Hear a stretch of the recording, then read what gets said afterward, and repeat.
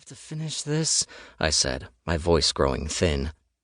Leo's coming in half an hour. Quinn frowned as he squeezed my finger harder. It sent a bolt of sharp pain up my arm, but I forced my hand to stay still. I'll finish it. You can't cook, I said. His eyes widened. You're here, dummy. Tell me what to do. I slumped into a chair and held the cloth tight around my finger. Will I need stitching? Psh, no way, he said over his shoulder while washing his hands. Hit me with the instructions. I forced the image of a needle going through my finger out of my head and tried to focus. Bread. Take it out. No, take the mitten, dumbo. It's hot. Okay, parsley. Can you save any of it? No, don't just wash it. Throw that away. Quinn was jumping back and forth between the wok that still needed cheese and my paling face as dread of the stitches returned to me. He wiped the sweat off his brow with the back of his hand, grabbed a handful of his hair, and sighed. Come on. He looked at me and shook his head. What's next? Right, okay. Take the cheese and break it with your fingers straight into the wok. No, wait, let me see. I got up and immediately crashed back into the chair. Right, feet not working. Just stir it, don't let it burn. Quinn was nodding like my voice was a sick beat and stirring in that rhythm.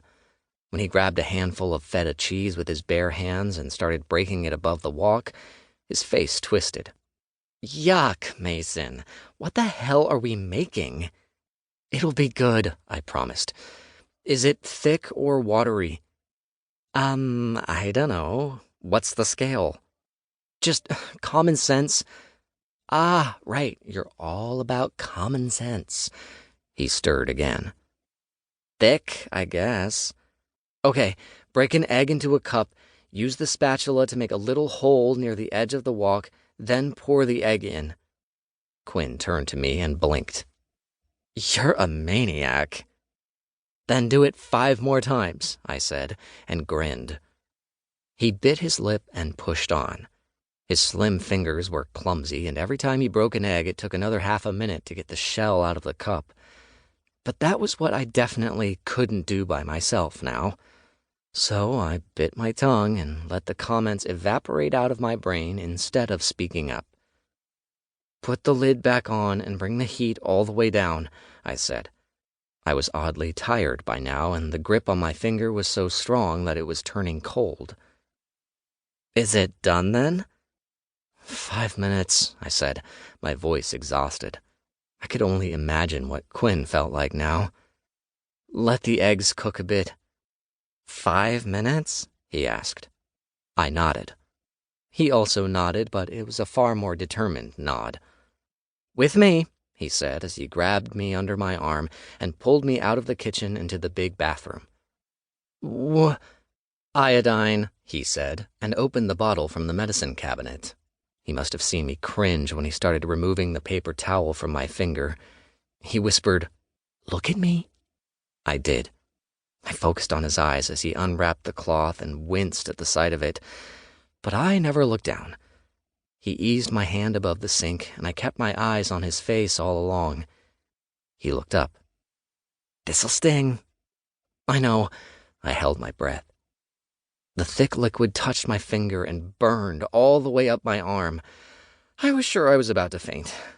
The smell of iodine crawled into my nostrils and made me picture some sterile ER. I bit my lip, then opened my mouth wide and let all the burning show on my face.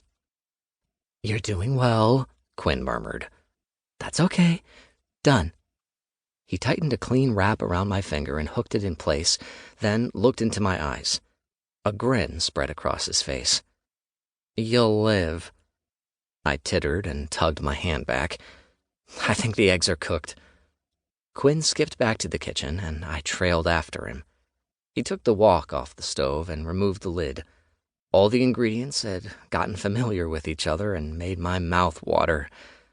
Leo was just about to return from work, and he would appreciate a good, healthy meal. Quinn, I sat down again. Thanks. To keep listening to this audiobook, I've left you a link in the description so you can do it, at no cost thanks to Audible's 30-day free trial.